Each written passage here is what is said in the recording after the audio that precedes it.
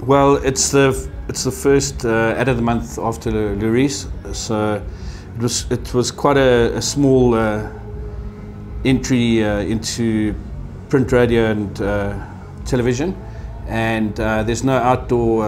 It will carry over till next month because there was only one entry for this month. It generally happens just like that the month after Luris.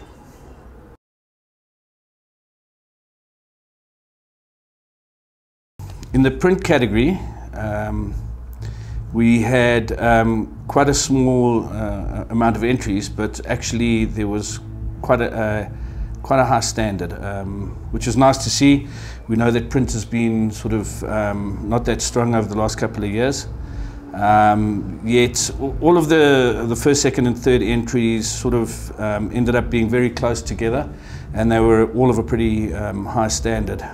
So what happened is, after discussion, there was a second place and two pieces of work that tied for first place. Two really interesting pieces from Joe Public and Ogilvy Johannesburg. The Joe Public work was for Bryanston dual medium, three pieces called Stories, Spelling and Rose. And what they were about is it's a dual medium school, and the ads were written so that they read in both English and Afrikaans, and it used that as its primary benefit, and you could read them in English and Afrikaans, and they both had meaning in that way. So the jury thought that was a particularly strong conceptual idea. The DSTV movie stuff was about For the Love of Movies, and three really charming pieces which illustrated the fact that people who have a great love of movies know more about the subject matter in the movies than they do, for example, about their own family or their body or that sort of stuff. Done in a really sort of nice, simple illustration technique.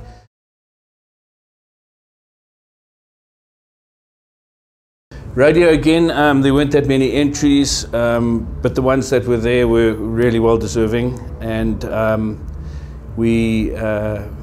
winning one was from Joe Public. It was for a project they have called One School at a Time. It won and did really well at the Luris. It got a gold there. What was so special about it is the way they used the medium. There's a statistic that says 87% of all science and maths that's taught in schools around the country are taught in English. So the idea was to tutor someone who's not great in English, give them a better understanding of English, and therefore they stand a better chance of learning in science and maths. And what they did is they took a tutor and they got the student to narrate it over a 5-day period. And as she narrated a spot every single day at the same time, you could hear the improvement in her English. And we thought it was a fantastic way of showing the effectiveness of what they were trying to do. Hello, it is Lesego again. One School at a Time, a registered non-profit organization, wants to show you that with 1 week of extra English classes, my English can get better and I will do better in maths and science because they are taught in English. Listen again tomorrow morning. To find out more, go to oneschoolatatime.co.za.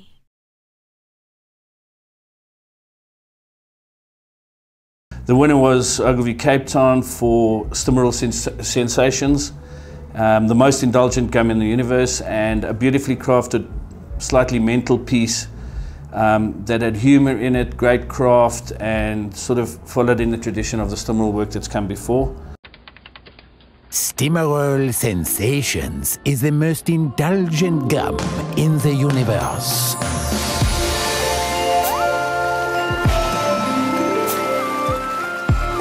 Layers of fruity indulgence inside your mouth.